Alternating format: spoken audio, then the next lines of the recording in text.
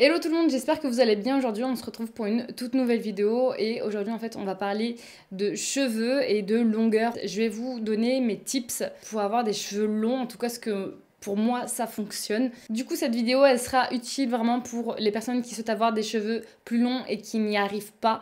Je vais vous donner vraiment des tips qui fonctionnent pour moi mais qui fonctionnent pas forcément pour tout le monde hein, parce qu'il faut savoir que quand même l'épaisseur, la longueur des cheveux c'est aussi héréditaire.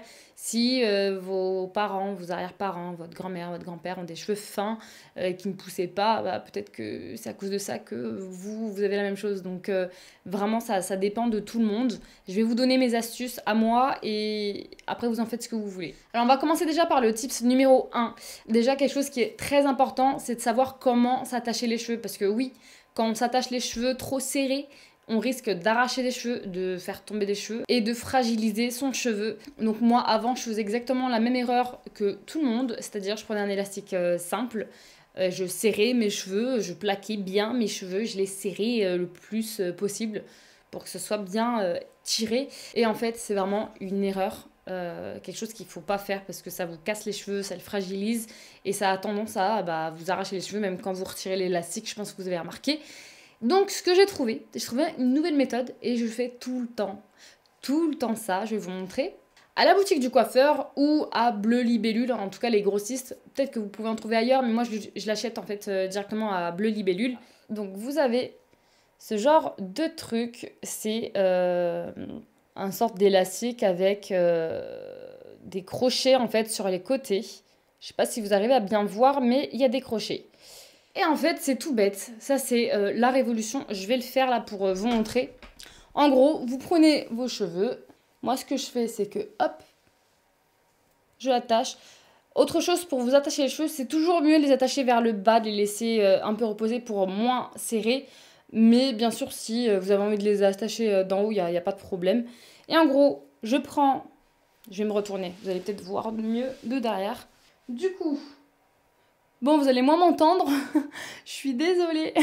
Alors du coup, vous prenez le crochet, vous poussez. Regardez, je pousse, je tourne, hop, je prends de l'autre côté, je tourne.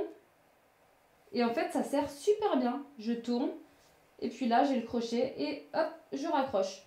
Et ça m'évite, je sais pas si vous arrivez à bien voir, mais ça m'évite vraiment de... trop serrer mes cheveux. Clairement, moi, c'est un tips que je fais tout le temps.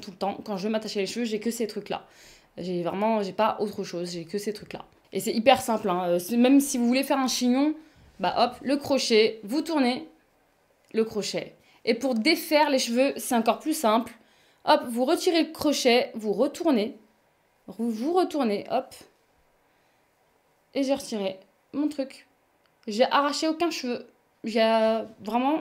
C'est le best truc, vraiment, c'est un truc à avoir. Vraiment, pour moi, c'est une révélation. L'astuce numéro 2 que je recommande de fou, c'est...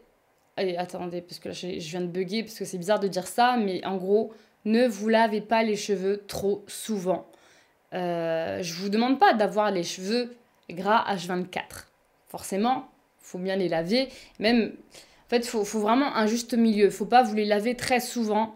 Tout simplement parce que l'huile, le sébum que vous avez sur vos cheveux est très très importante pour nourrir vos cheveux. Et ça va permettre aussi à vos cheveux de pousser, tout simplement. Si vous n'avez pas ce sébum, donc quand les cheveux deviennent gras, vos cheveux ils auront tendance à être secs. Et donc, qui dit sec dit se casser.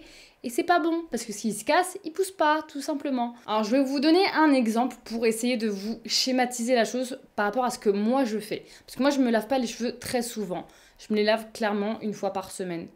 Le grand max c'est 2 fois, mais c'est si vraiment il y a, je sais pas moi, une fête en particulier et j'ai pas pu ne pas me laver qu'une seule fois dans la semaine. C'est vraiment à peu près une fois par semaine. Ou 2 grand max. Comment je fais? Tout simplement, c'est hyper simple. Si je me lave les cheveux le lundi, moi, ils commencent à graisser à partir du mercredi. Le mercredi, je suis censée les relaver. Il m'arrive des fois d'en avoir marre et de les laver.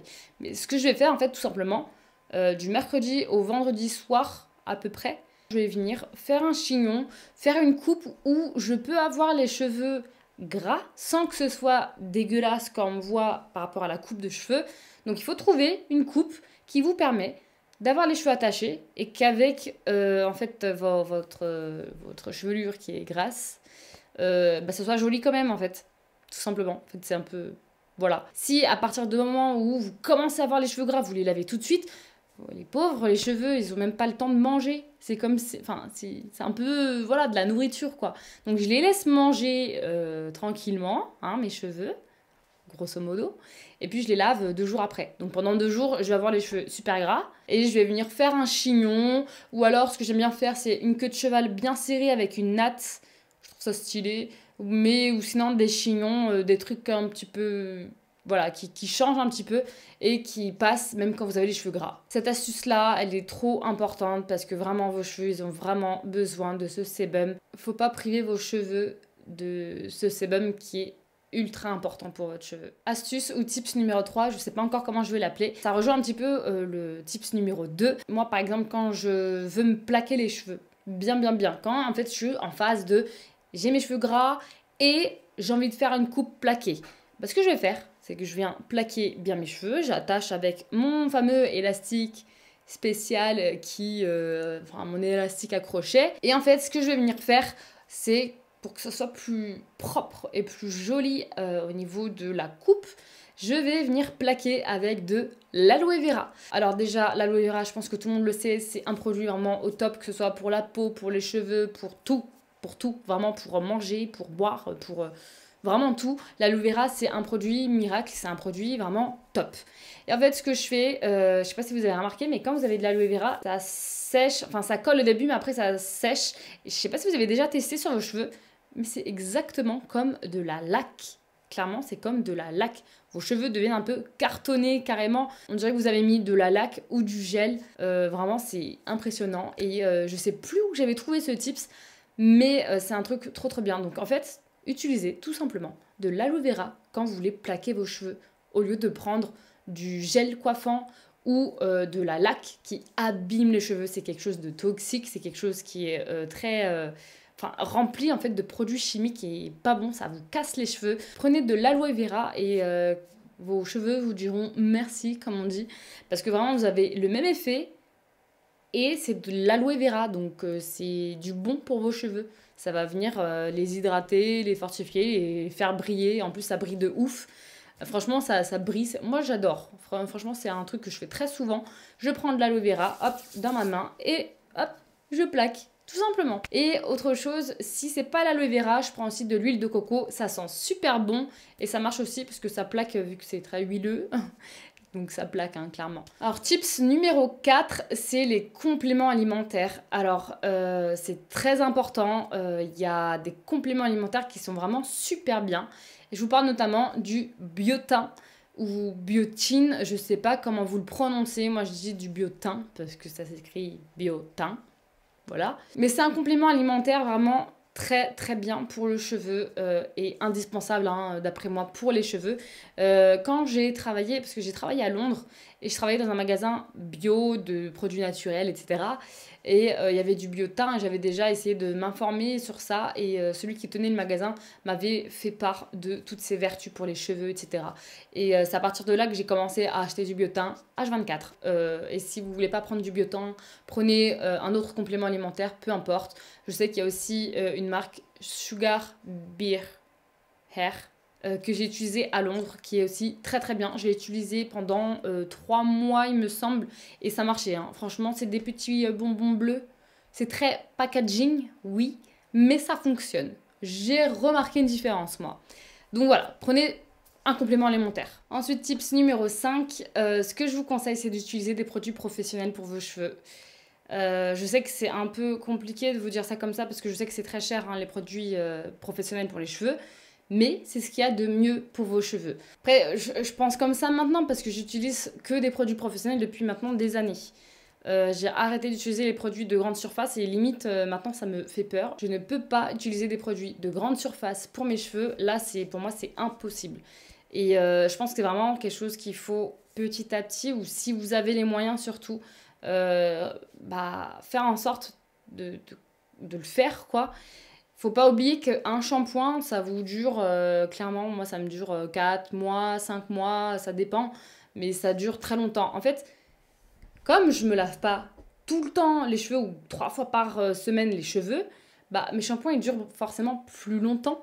Donc c'est tout un truc à changer au niveau de votre routine, moins se laver les cheveux, qui dit et des shampoings professionnels, donc forcément il va durer plus longtemps. Donc voilà, c'est tout un pack à avoir. Et si vous n'avez pas les moyens de d'acheter des produits professionnels pour vos cheveux, je vous conseille des produits bio. Voilà, le bio, le bio, le bio, le bio. Si vous pouvez prendre un shampoing 100% végétal ou 100% sans parabènes, sans silicone, sans sulfate, etc. C'est ce qu'il y a de mieux pour vos cheveux. Je fais super attention quand j'achète un shampoing à ce qu'il n'y ait pas de sulfate, pas de parabènes, pas de silicone. C'est les trucs pour moi les plus importants. Autre tips super important, bien évidemment, c'est de vous couper les cheveux de temps en temps. C'est pas quelque chose que je fais vraiment bien carré, c'est-à-dire que je vais pas tel jour dans l'année me couper les cheveux ou voilà, c'est vraiment quand j'en ai envie. Quand je sens que mes cheveux en ont besoin, je coupe mes cheveux. Je coupe des pointes, enfin à peu près ça de pointe. Une petite, pas un truc de ouf, mais un petit peu. Et ça fait que du bien à vos cheveux. Sinon, j'ai acheté récemment une machine, un coupe-fourche, une machine pour couper les fourches. En fait, le but de cette machine, c'est que vous allez vous lisser les cheveux. Toutes les fins de cheveux qui rebiquent, c'est forcément des fins de cheveux qui sont cassés ou cassants.